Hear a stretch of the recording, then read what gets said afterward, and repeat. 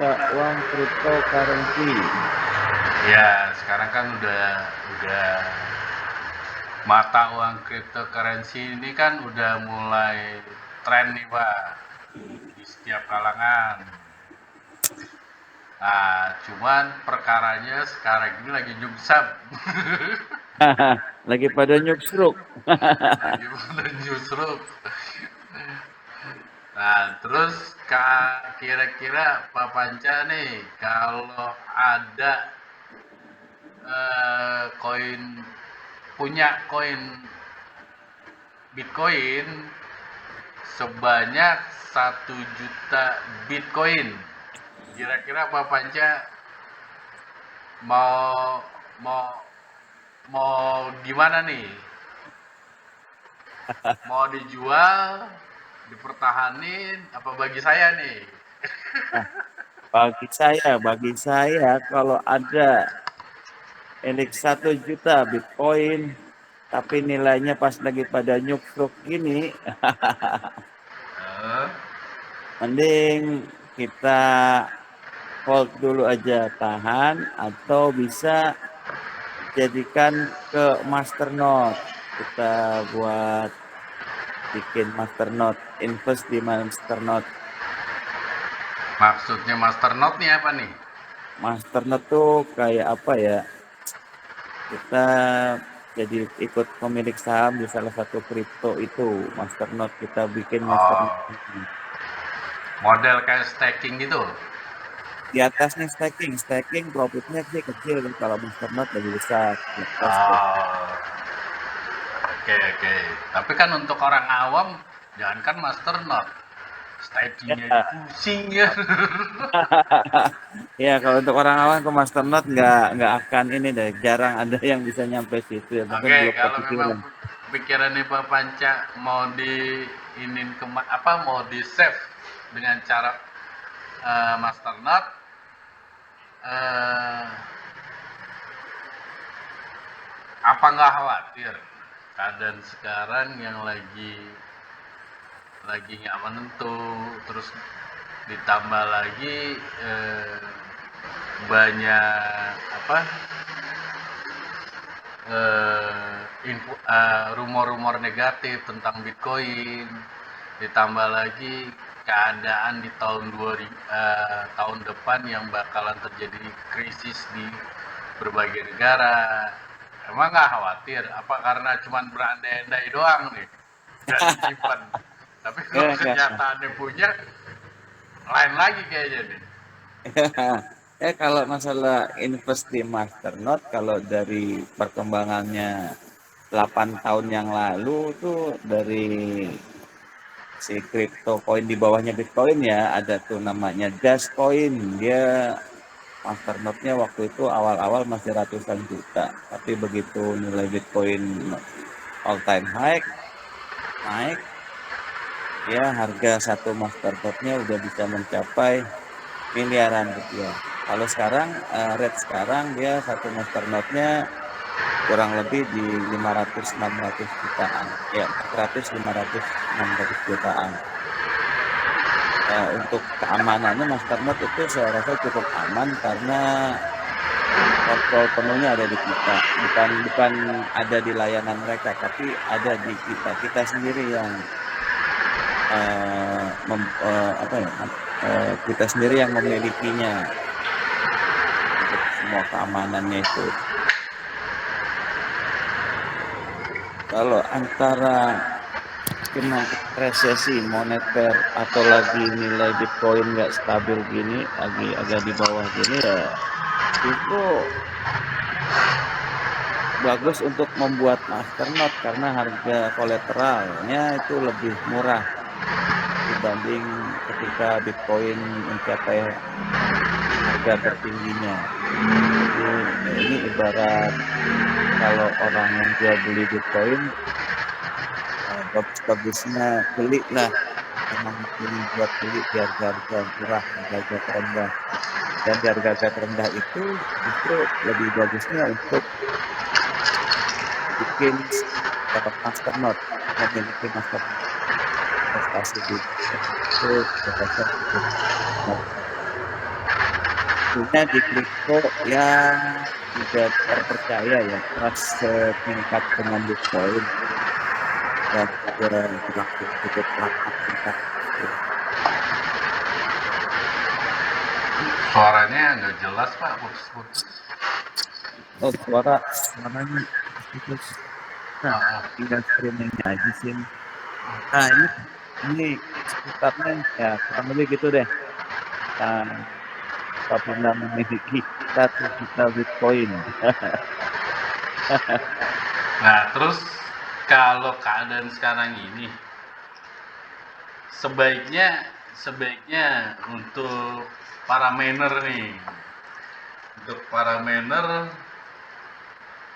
bagusnya berhenti dulu apa tetap nambang, karena kalau diperhitungin juga kan untuk nambang mungkin profitnya juga minim banget. Kalau menurut Pak Panca sendiri bagusnya tetap nambang apa PGA-nya itu disimpan terus untuk nanti suatu saat pas Bitcoin naik lagi baru nambang lagi, atau dijual, atau gimana nih kalau menurut Pak Panca nih? Nah, kalau berbicara tentang keamanan di harga lagi terendah begini, kalau untuk yang hobi mining, saya rasa bagusnya tetap aja menambang, enjoy, karena hasil dalam bentuk kriptonya itu lebih banyak dikarenakan difficulty-nya menurun disebabkan banyak penambang yang berhenti, yang nggak meneruskan nambang. Kalau saya seorangan sih atau beberapa penambang, saya rasa lebih banyak dominan untuk meneruskan nambang, walaupun profitnya agak kecil karena nilai tukarnya lagi turun. Tapi dalam bentuk kriptonya yang didapat itu jumlahnya cukup besar.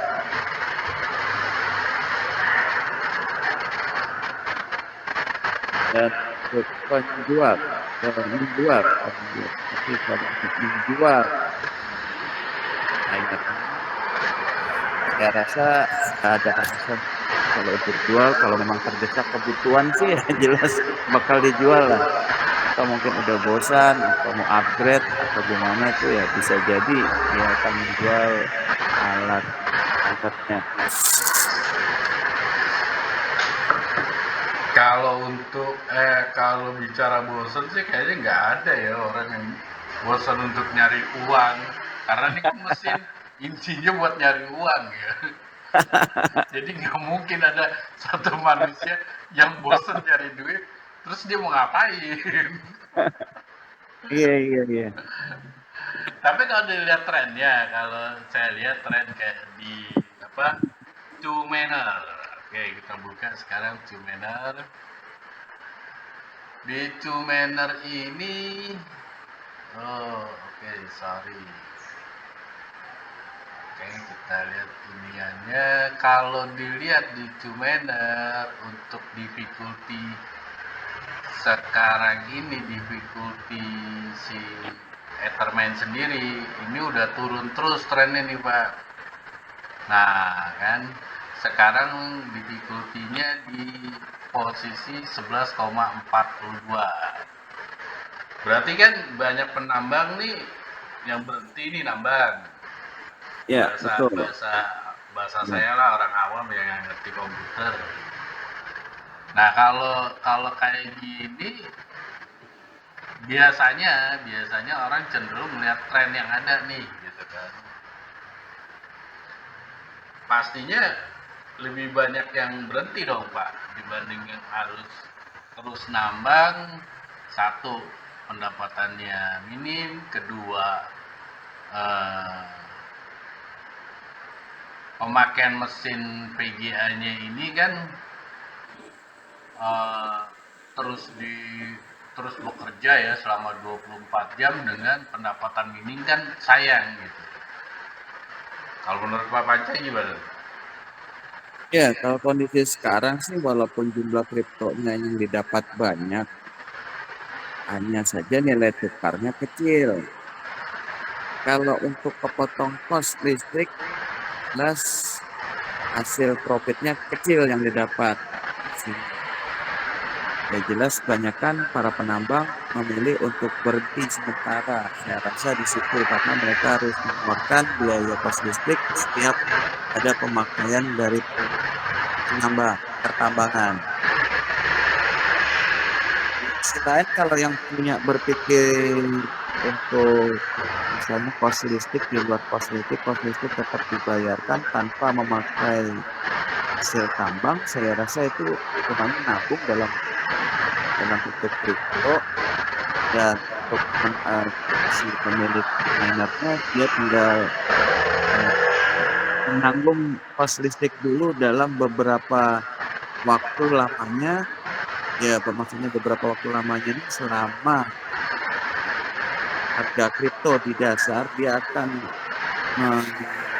menangani biaya kos listrik sementara hingga harga kripto kembali naik dan baru melepas atau menjual seluruh hasil tambang yang didapat.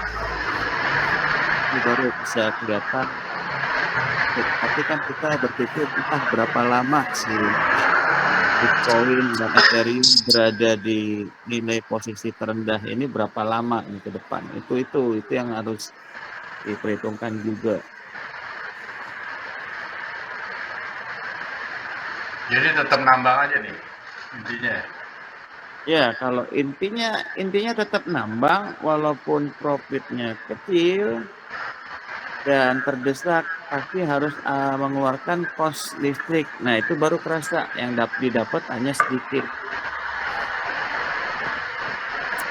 Jadi ngikutin harga, bersabar untuk ngikutin harga Bitcoin naik gitu ya.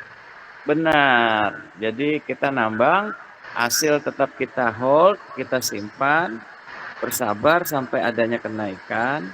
Untuk kos listrik tetap kita harus menanggungnya dulu lah sementara sampai saatnya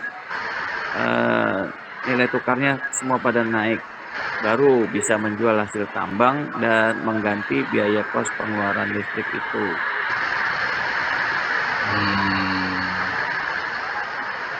Oke.